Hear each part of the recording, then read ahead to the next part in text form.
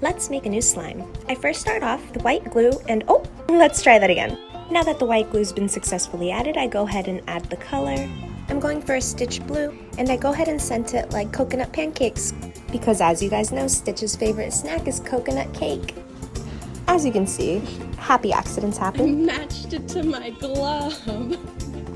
You will receive a DIY clay that includes the little Stitch charm, some sprinkles, and the coconut shaved pancakes. This is by far my favorite drop this week.